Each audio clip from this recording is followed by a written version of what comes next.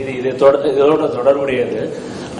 இந்த தளத்துக்கு தற்காட்டுப்பாடோட இந்த வலைத்திரட்டிகள்ல மக்கள் பின்னூட்டம் கொடுக்கறாங்க இல்லையா, அதுவும் சில பேர்கிட்ட அதிகாரம் உள்ள ஒரு சிலர்கிட்ட போய் சிக்கிடக்கூடாது. ஆனா வருங்காலத்துல இப்ப மாற்று அந்த மாதிரி சில இதெல்லாம் பரிந்துரைச்சிருக்காங்க.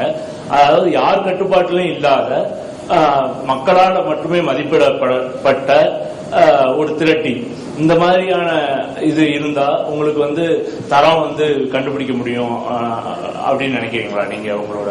இல்ல, அது ராமகேயா சொன்ன மாதிரி யார் மார்க் போடுறதுங்கிறது தான் கேள்வி. யாரு மார்க் போடுறது, மார்க் போடுறவருடைய அரசியல் என்ன அப்படிங்கிறது ரொம்ப முக்கியம். இப்போ எனக்கு ஒரு விஷயம் புனிதமானதா இருக்கிறது இன்னொருத்தருக்கு புனிதமா இருக்காது.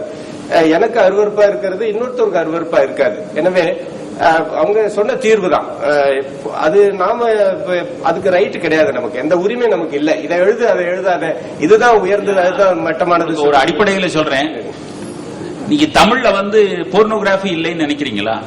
இருக்கு ஐயா, வலைப்பதிவுலையும் போர்னோகிராபி, தமிழ் போர்னோகிராபி இருக்கு.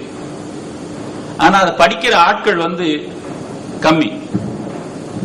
அது ஒரு பக்கம் இருக்கு, இல்லாம இல்ல. அத தேடி போறது போகாம இருக்கிறது அதுவும் அவங்கவுங்க தனிப்பட்டவங்களுடைய விளைவு. அந்த விளைவுகளை எல்லாம் நம்ம சொல்றதுக்கே முடியாது. நான் போர்னோகிராபியா உங்களுக்கு ஒரு எடுத்துக்காட்டா சொன்னேன். அதுபோல பல்வேறு எழுது பொருள்களை பத்தி எழுதுறாங்க, அதையெல்லாம் நம்ம கட்டுப்படுத்தவே முடியாது. அவர் இந்த வலைப்பதிவினுடைய சிறப்பு என்ன சொல்ல வர்றாருன்னா, அதிகார மையங்கள் நம்மளை கட்டுப்படுத்துறத அதற்கு எதிர்ப்பாக நீங்க சொல்ல முடியும். ஒரு நல்ல விளைவுகளையும் நான் சொல்ல முடியும்.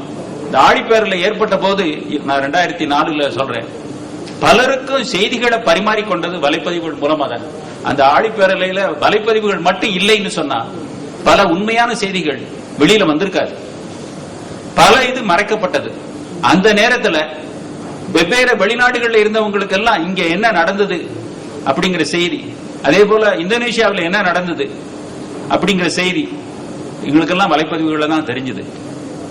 அதெல்லாம் நம்மூர் நாளிதழ்கள், செய்தித்தாள்கள், வார இதழ்கள் எதுவுமே ஒன்றும் சரியாவே போடல. உண்மையான செய்தி வலைப்பதிவுகள்ல தான் அந்த 2004 ஆழிப்பேரலையில தெரிஞ்சது. ஒரு செய்தி சொல்லி முடிச்சிடுறாங்க. ஒரு ஊடகம் எதை தேர்ந்தெடுக்குதுங்கிறத விட எதை விட்டுடுதுங்கிறது ரொம்ப முக்கியமான விஷயம்.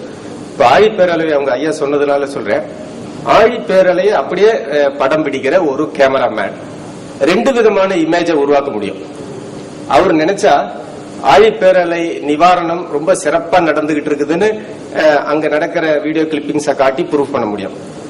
அதே இடத்துல இருக்கிற கிடைச்ச வீடியோ கிளிப்பிங்ஸை வச்சுக்கிட்டு இங்க ஒரு விதமான நிவாரண பணியும் நடக்கலன்னு அவரால் காட்ட முடியும். ரெண்டும் முடியும். ஏன்னா எதை இணைக்கிறார் எதை நீக்கிறாருங்கிறத பொறுத்துதான் இந்த விஷயம் இருக்கு. இது மீடியா செய்ய முடியும். மீடியா செய்யற மிகப்பெரிய பாலிடிக்ஸ் இது. எல்லாமே உங்களுக்கு தெரியும் எந்தெந்த மீடியா எப்படி பண்ணுதுன்னு.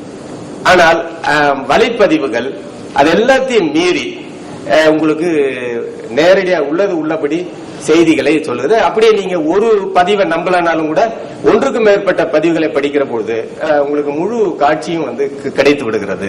எனவே 4 விஷயம் தான் அதுல நான் சொன்னேன். யாருக்கும் அதிகாரம் செலுத்த ஆள் இல்லைங்கிறது ஒண்ணு.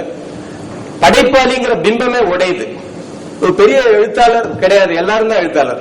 இப்ப ஜனநாயகம் என்பது முழுமைப்படுத்தப்படுகிறது, படைப்பாளி என்கிற பிம்பம் உடைக்கப்படுகிறது. உங்க எழுத்து மேல யாருமே அதிகாரம் செலுத்த முடியாது. உடனுக்குடன் நீங்க எப்ப எழுதுறீங்களோ அப்பயே நீங்க அதை பப்ளிஷ் பண்ண முடியும். ஆழிப்பேரலை மட்டுமில்லையா, சென்ற ஆண்டு நடந்த ஈழத்தில் நடந்த கொடுமையும் கூட வலைப்பதிவுகளால தான் தெரியப்பட்டது. அதுதான் உண்மை. உடனுக்குடன் பப்ளிஷ் பண்ணப்படுகிறது, உடனுக்குடன் ஃபீட்பேக் கிடைக்குது. இந்த 4 விஷயங்கள் இதுல ரொம்ப பாசிட்டிவா நான் பார்க்கிறேன். நன்றி, வணக்கம். இந்த அமர்வு இதோடு முடிகிறது.